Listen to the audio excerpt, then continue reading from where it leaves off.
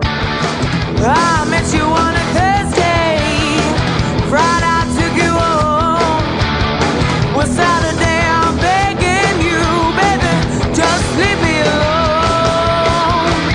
You're turning me upside down, pull me to the ground when you shake me, shake me. I'm giving you what you need and I'm begging, please don't break me, love.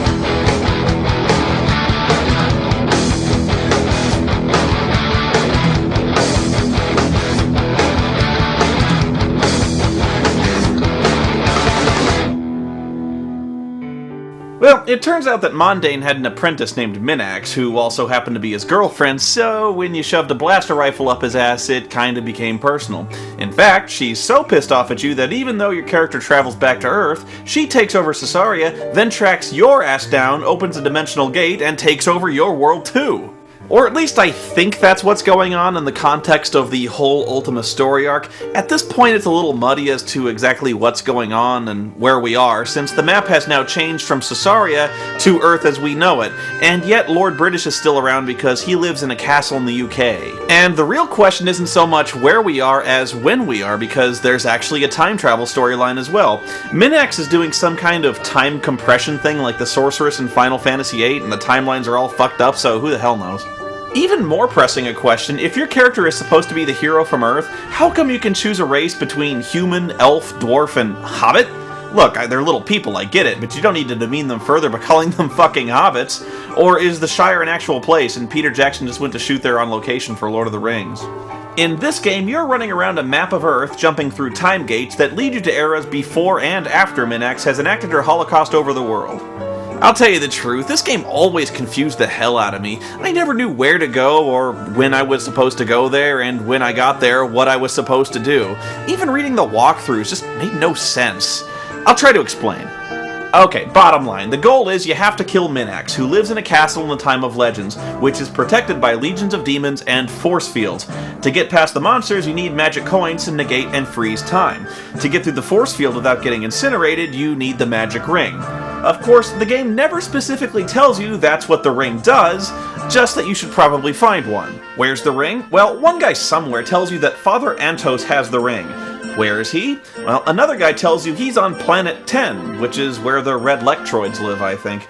And yeah, that means you have to go into outer space again. But luckily, the Empire and its TIE fighters have left the system. So how do you get into outer space? Unfortunately, all the spaceship dealers were wiped out in the apocalypse, so the only rockets you can find belong to the remnants of the Soviet Union. You have to sneak past the KGB, break into their test launch facility, hijack a rocket, and blast off! Oh, and I hope you're wearing power armor or you'll just die. You can actually visit every planet in the solar system by consulting the star map in the instruction book and setting the proper Xeno, Yakko, and Zabo coordinates. What are you laughing at? This is hard science, people! But really, there's not much to see, even if you're willing to blow through the trilithium fuel and risk crashing your ship every time you land. Nobody has anything important to say. Like, one chick on Mars threatens to blast you if you go into a store, and doesn't. And another guy on Jupiter asks you where he can find a duck. At this hour? I also probed Uranus, which is big and swampy and full of craters, but is otherwise uninteresting. Actually, there's only one town there called New Jester, but for the life of me I couldn't figure out why. But if I were to guess, I'd say it's where all the jesters of the world were exiled for making endless Uranus jokes. Anyway, you have to explore to find Planet 10, which is at the coordinates 999, poke around there, get drunk at Ozzy's place, and finally find Father Antos hanging out in some kitchen who says, "You have earned my blessing, return and claim the ring!" But of course he never explains what the ring does, or where to return to claim it. It turns out you have to go to New San Antonio and find some guy hanging out under a tree who says, "I am an old man," and then you have to use a special undocumented keyboard action to offer him 500 gold pieces, and then he gives you the ring. What the fuck? How am I supposed to know that? I must have seen every single line of dialogue in this game, and I don't think there's a single person here who explains this.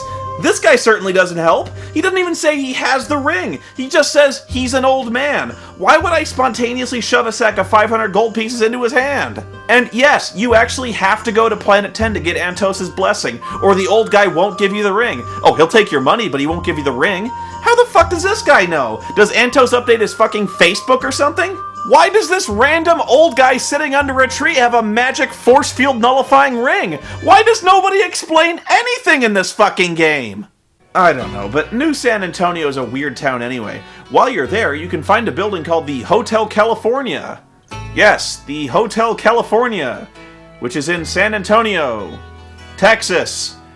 Be prepared to come back here a lot, because there's a guy in the hotel who, if you offer him $100, will either say thank you or alakazam. And if he says alakazam, he just randomly raised one of your character attributes by 4 points. How? Why? I don't know. But it's $100. This is the only way I ever found to level my stats up, and you need to do this because it seems like you're never able to equip new items because you're either not strong or agile enough. You'll blow all your money on a phaser and power armor only to be told your attributes suck too much to use them. So basically you spend the entire game grinding out gold pieces. You grind out gold, buy a weapon, find out you can't use it, grind out more gold to give to the Hotel California, but remember you need to buy food, so you need to grind gold to buy more food so you can grind more gold so you can level up, so you can use weapons so you can grind for more weapons that you can't use. You can check out anytime you like, but you can never leave! Anyway, you do all that, go to the Time of Legends, and surprise, you find out that many of the demons around Minax's fortress are not only badass, but some are invincible. It even says so in the book. Trust me, you can stab him with your steely knives, but you just can't kill the beast. You have to freeze time using magic coins, get into the fortress, and attack Minax. Oh, but wait, I forgot to tell you, there's only one weapon in the entire world that can actually hurt Minax, called the Quicksword. Okay, actually, maybe I didn't forget to tell you because the entire fucking game forgets to tell you because I don't think there's a single solitary person in the entire world who decide they might want to mention this little factoid. How the fuck are you supposed to figure this out before the internet and you can find walkthroughs online? I'm serious. Nobody tells you what this sword is, what it does, or where to find it. It turns out there's some guy in a prison cell you have to break into, pay him a ton of money, and he just sells you the sword. And don't even ask me how a guy gets locked in a prison cell with his magic sword, and why he's so eager to sell it for gold pieces when you just broke him out of jail. And Minax is annoying in her own unique way. She does this thing where every time you hit her, she teleports between Chamber 1 and Chamber 2, which are conveniently labeled, forcing you to run back and forth between the two rooms, slapping her around until she finally drops dead.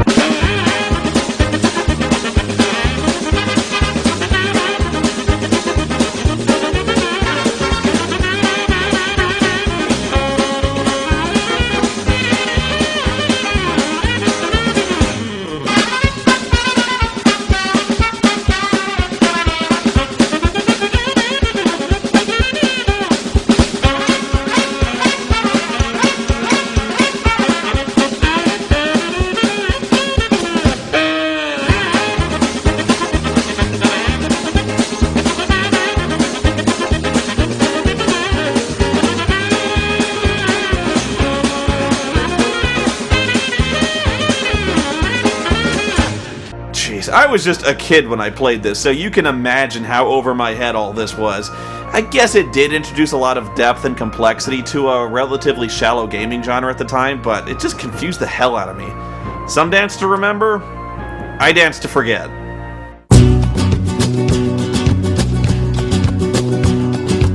Por el camino del desierto, el viento me despeina, suave aroma de colita, nada del aire. Ella de lo lejos, una luz en tela, la idea de mezclar, te vi por en la noche. Welcome to the Hotel California, such a lovely place, such a lovely place.